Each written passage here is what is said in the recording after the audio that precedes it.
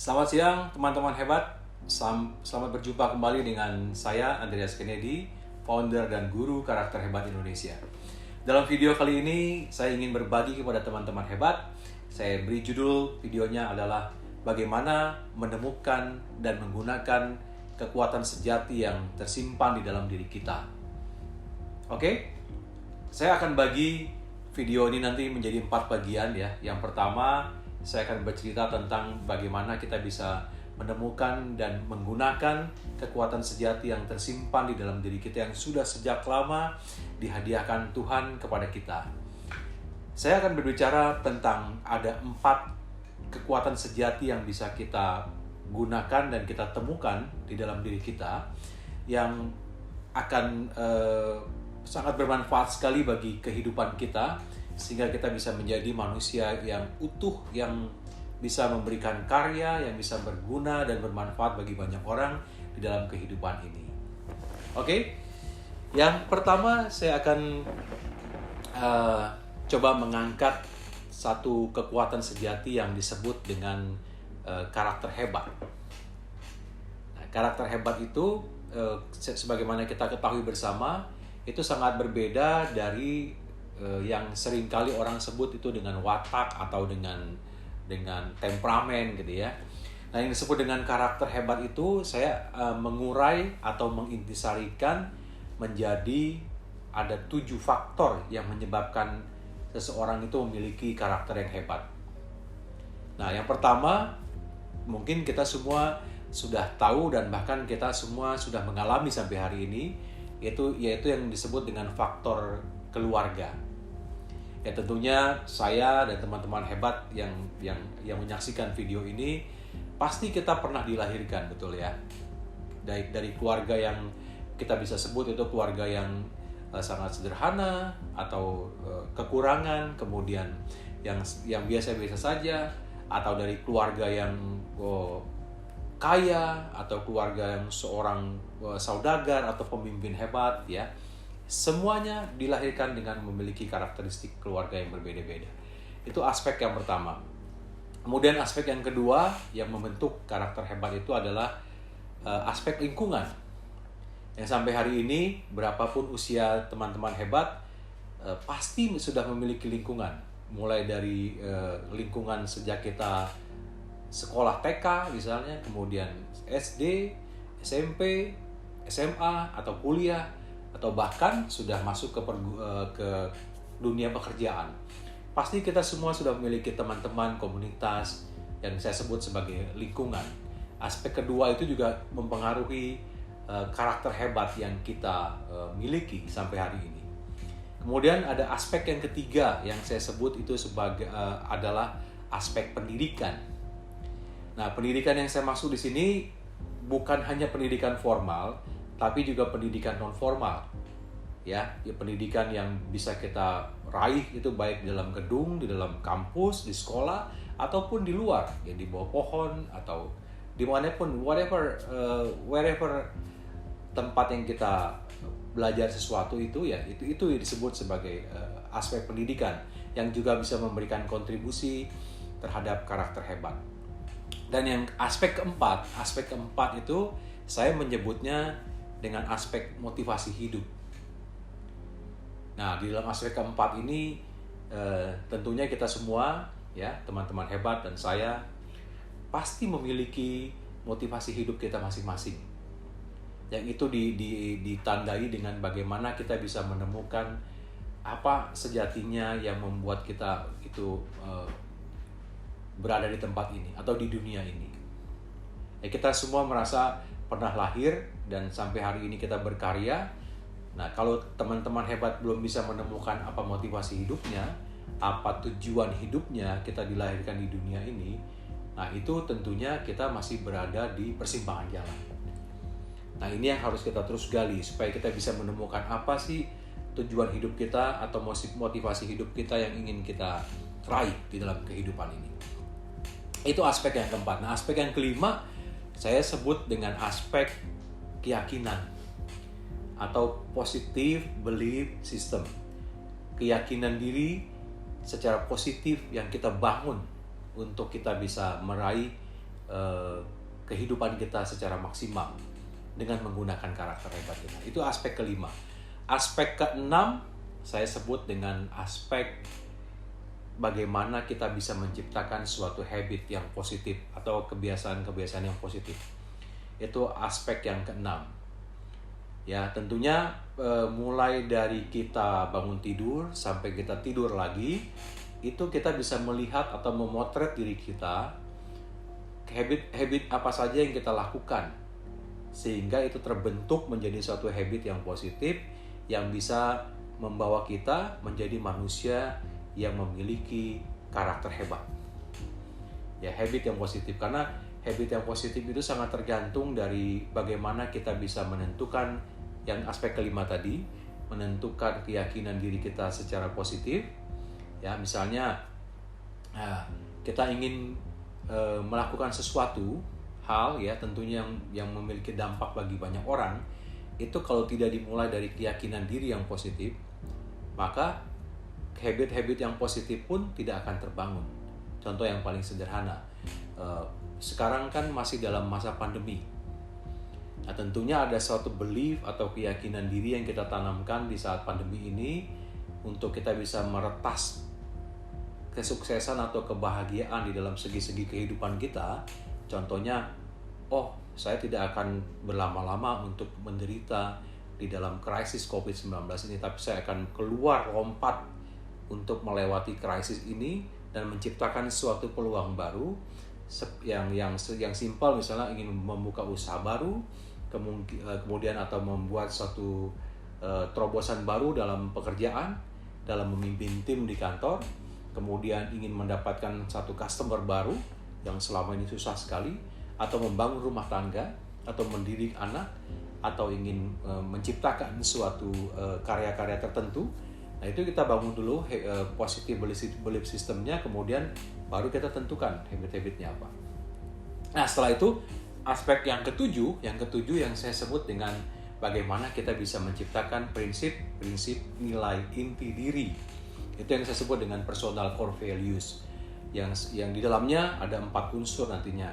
Bagaimana kita bisa memiliki the way of thinking, kemudian the way of acting, ya, bagaimana cara berpikir, bagaimana cara merasakan. Yang ketiga, the way of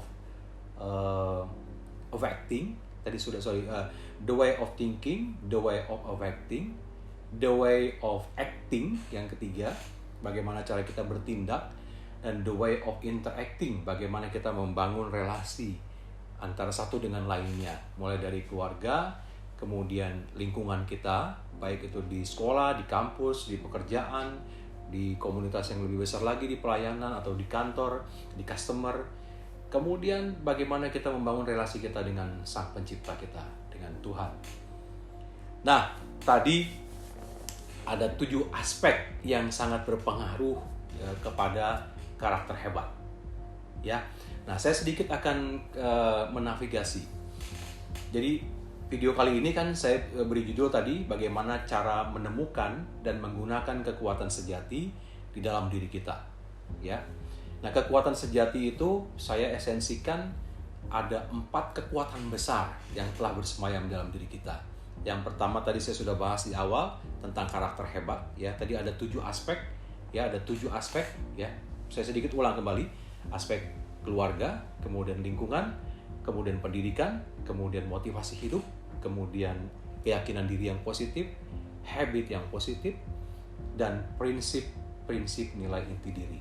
Nah, ini 7 aspek yang berpengaruh langsung terhadap karakter hebat.